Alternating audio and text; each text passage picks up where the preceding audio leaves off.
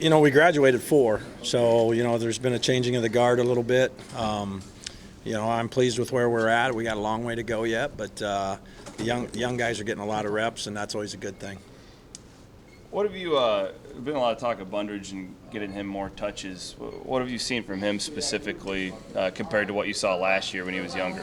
Well, last year he's a redshirt freshman. He got a lot of experience. He played in every game, did some really good things, and now it's about him.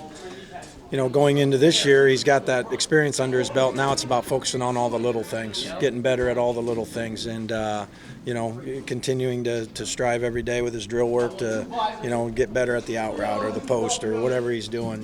Just sharpening up everything and really focusing on the little things and taking great strides that way. What do you want to see Saturday in the scrimmage out of your guys?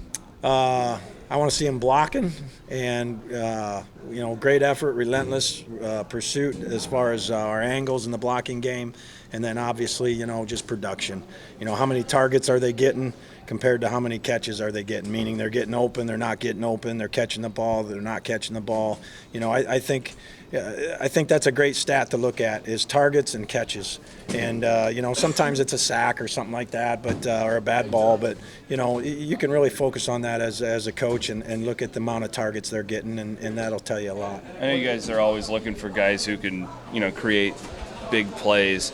This group, even though they're young, do you think that they have that potential to do that more than maybe years of the past? Right now we're making big plays every day in practice, and you're hoping you're always going to get those things through practice because you got a lot of plays throughout the day. But we're making big plays right now. I think the bar's set high there for this group. I think we got guys that can stretch the field. I think we got some length. I think we got guys that can make people miss in space. I think we got guys that'll go up and get the football. So I'm excited about that. My confidence level is definitely up from where it was last year. I'm ready to play, of course, but I still have stuff to do, and as spring goes on, I'll get better.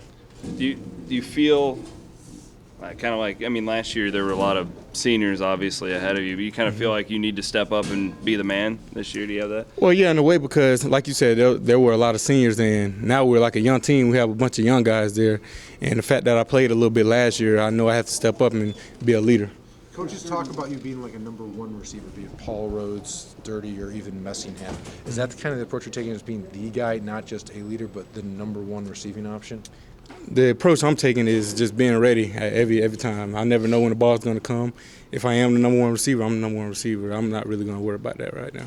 Does the fact that Sam was really the primary quarterback those last 3 games of the season, you guys played not just on the scout team together. Now you saw live action together. Does that help some this year in a way?